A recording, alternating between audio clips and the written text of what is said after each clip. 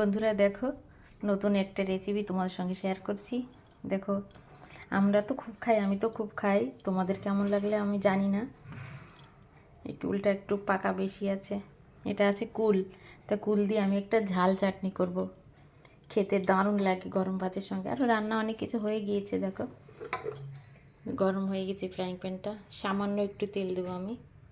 দেখো, একদমই সামান্য তেল, আর দিয়ে দেবো একটুখানি জিরে না, সরি, এটা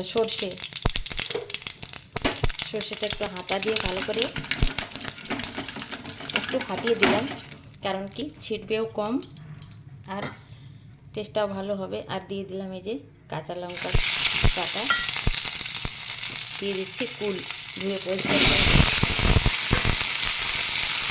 কুলটা দিয়ে দিলাম। কুলটা একটু নেড়ে চেড়ে একটা আওয়াজটা হচ্ছে দিতে হবে।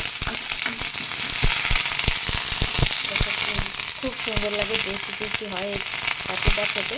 অনেকে মিষ্টি দিয়েও খেতে পারে। আমি দিয়ে দেবো নুন,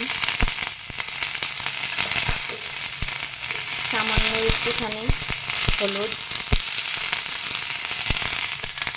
কারণ তেল কম আছে তাই হলুদটাও কম পড়বে, নয়তো হলুদটা বেশি করে গেলে আবার গন্ধ আসবে, যার কারণে কম দিতে হবে। তো বন্ধুরা দেখো, আমি একটু নেড়ে চেড়ে একটু জল দিয়ে দিচ্ছি, কারণ জল না দিলে নিচ থেকে এটা লেগে যেতে পারে, জ্বলে যেতে পারে, যার কারণে একটু জল দিয়ে বন্ধুরা আমি ঢেকে দিলাম। তারপর দেখছি কেমন হয় তোমাদের সঙ্গে। আর অনেক কিছু রান্না হয়ে গেছে। দেখো বন্ধুরা, আমি তো পুরো প্লেন রান্না করি, তো তোমাদের এই প্লেন রান্না খেতে কেমন লাগে তোমরা অবশ্যই বলো। আর এই চাটনিটা খেতে ভীষণ ভালো হয়। বন্ধু দেখো, কুলটা তো বসিয়ে রেখেছিলাম, দেখি কেমন হয়েছে, কেমন হচ্ছে।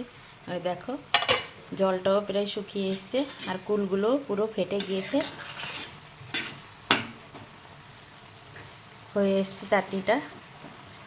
গরম ভাতের সঙ্গে খেতে কিন্তু দারুণ মজা দুপুরবেলায়, আমার তো ভীষণ ভালো লাগে।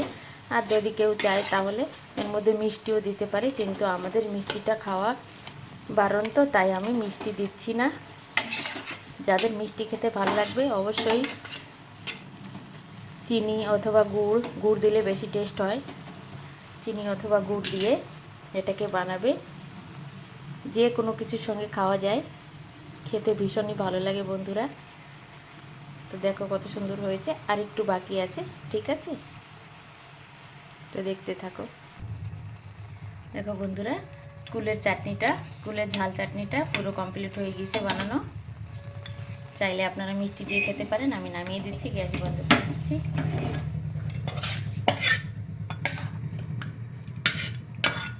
তো ঝাল ঝাল খেতে দারুণ লাগবে।